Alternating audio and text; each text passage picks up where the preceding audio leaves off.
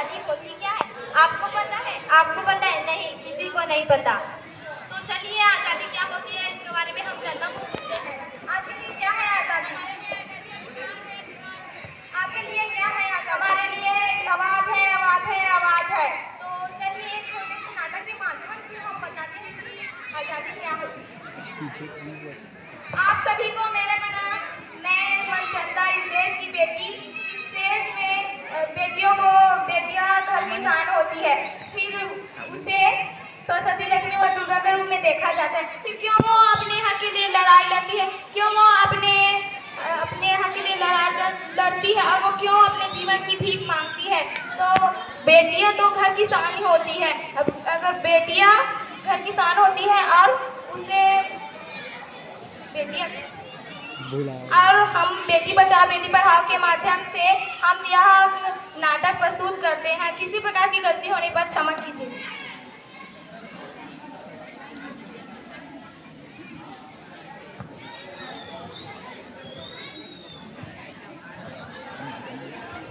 मनचंदा, ओ मनचंदा, आपने देखा क्या? मुन्ना को सोया था, उठ गया नहीं? उसे स्कूल भी तो जाना है। नहीं माँ, मैंने नहीं देखा। मैं तो सुबह से ही बर्तन साफ करने में लगी हूँ।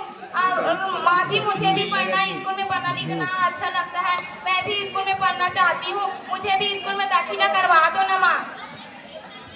ए छोरी, तू चुप कर। बढ़िया स्कूल जाने वाली, घर के काम काज अच्छे से सीख ले, वही तेरे काम आएंगे। पढ़ लिख कर फिर कलेक्टर नहीं बन जाएगी तू। चल बर्तन साफ कर जल्दी जल्दी। अरे माँ जी, क्या आपको नहीं लगता मनचंदा का दाखिला स्कूल में करवा देना चाहिए? तू चुप कर।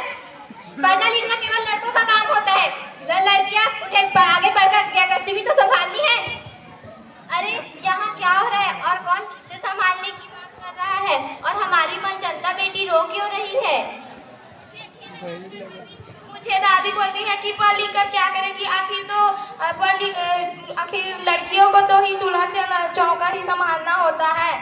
अरे ये तो गलत बात है माँ जी। आपको नहीं लगता कि हम बेटियां पढ़कर भी आगे बढ़े? आप लोगों की सोच की वजह से आज हम बेटियां आगे नहीं बढ़ पा रहे हैं। आप किस दुनिया की बात कर रहे हैं? हम 21वीं सदी में जी रहे हैं, जहाँ लड़की और लड़कियों को समान माना जाता है। मनचंदा, तू रो मत बेटी, तेरा दाखिला मैं टीचर जी से कहकर कल करवाती हूँ। और हाँ, मैं यहाँ इसलिए आई थी क्योंकि मुझे मुन्ना को पोलियो पिलाना था और इस पोलियो का कैंप जगह जगह लगे हुए हैं। हाँ टीचर दीदी, नर्स दीदी, आप आइए और मेरे बच्चे को पोलियो पिला दीजिए।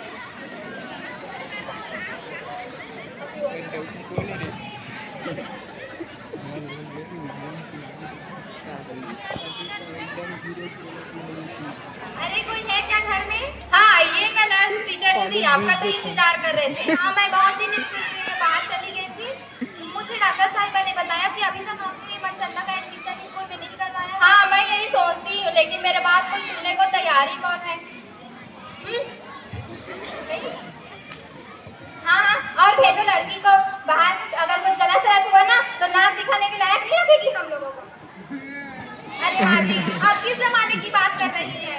बेटियां खुद पढ़ाकर तो देखो पूर्ण स्वतंत्रता मिलना चाहिए ताकि वह पढ़ लिख कर अपने सफल जीवन का शुरुआत कर सके।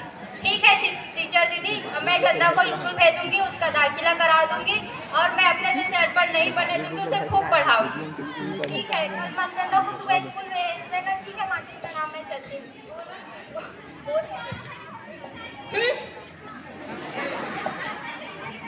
अब मेरी मनचंदा बेटी खूब पढ़ेगी और पढ़ लिख कर एक ऑफिसर बने।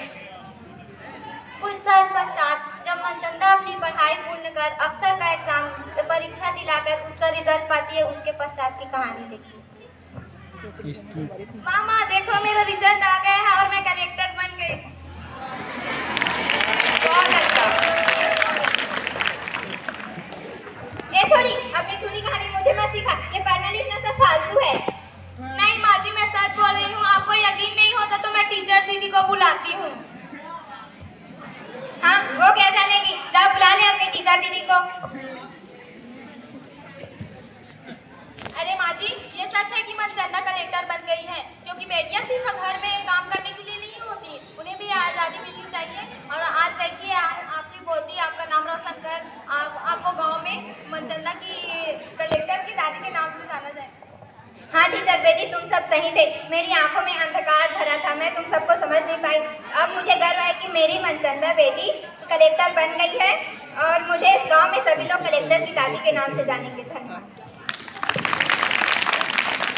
बारिश में छातों की तरह होती है बेटियां, माँ बाप दुखी हो तो रोती है बेटियाँ, टूटे हुए खिलौनों से खेला करती है पर शिकायत नहीं करती है बेटियाँ, सबके आंसू बोझ अपने आंसू छिपाती है बेटियां, परिवार वालों का कंधों पर अपना बोझ ढोती है बेटियाँ, फिर भी ये दुनिया वाले क्यों कहते हो कि बोझ होती है बेटियां।